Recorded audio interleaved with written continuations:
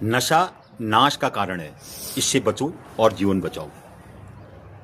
आज समाज में नशा इस कदर फैल रहा है कि हमारा पिछली बार एक सेशन था, किसी गांव में महिलाओं के साथ हमारी बातचीत थी। जब हमने महिलाओं की बात सुनी,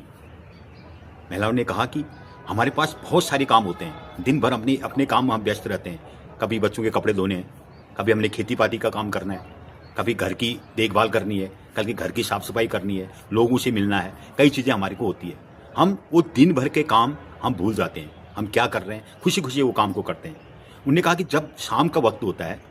जब हमारे घर के व्यक्ति शाम के टाइम पर नशा करके आते हैं, उसका माहौल वो इतना हमें परेशान कर देते हैं, इतना हमें वो त्रस्त कर देते हैं कि हमें अब जीने की भी इच्छा नहीं होती है कि हम किस माहौल में जी रहे हैं। हमें ऐसा लगता है कि ये माहौल किस तरह से हमारे घर का सुधरेगा। कई बार हमने कोशिश कर दिया है कि अपने घर के व्यक्ति को हमने कई बार समझा दिया कि तुम ऐसा माहौल घर में क्यों बनाते हो, इससे हमारे बच्चे परेशान हो जाते हैं, हमें खुद की परेशानी होती है, मानसिक तनाव होता है, खाने को मन नहीं करता है और सब जो हमारी सुखी होती है वो सब छिन जाती है। तो एक महिला ने मुझे बहुत बड़ी अच्छी बात बताई। महिला ने कहा कि सरकार बहुत अच्छा काम कर रही है, लेकिन सरकार एक तरफ तो नशा मुक्ति अभियान चला रही है, एक तरफ नशा मुक्ति केंद्र खोल रही है और दूसरी तरफ वो जगह जगह पर शराब की दुकान खोल रही है। महिला ने कहा कि इससे क्या फ़ायदा,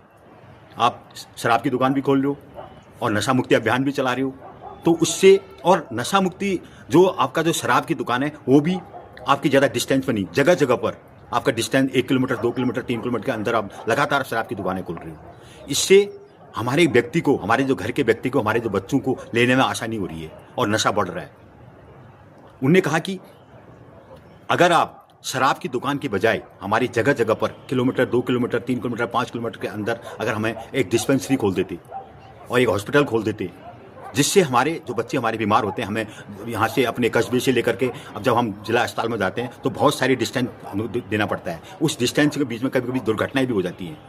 तो मैं सरकार से कहना चाहूँगा कि आप काम बहुत अच्छा कर रहे हो, आप नशा मुक्ति अभियान कर रहे हो, आप नशा मुक्ति केंद्र खोल रहे हो, अब अच्छी बात है, लेकिन आप इस नशे का सब्स्टिट्यूट ढूंढें। आप हमारे देश से नशे को हटाने के लिए एक सब्स्टिट्यूट प्लान करें, जानकार लोगों से, अच्छे अच्छे लोगों से बातचीत करें, मीटिंग बैठाएं और बात करें कि हम किस तरह से उत्तराखंड से नशा भगाएं, अपने देश से नशा भगाएं और एक अच्छा जीवन व्यतीत करें। तो मेरे कहने का तात्पर्य यह है कि आज के टाइम पर आप नशे का सब्स्टिट्यूट ढूंढें, हमारे बच्चों को बचाएं, जो बच्चे इस जगह पर लगे हुए हैं और नशे के चक्कर में पड़े हुए हैं, बर्बाद हो रहे हैं। हमारे जवान भाई हैं जिसको कई तरह की बीमारियां हैं, हमारे बुजुर्ग हैं कितनी तरह की बीमारियां हैं, वो नशे के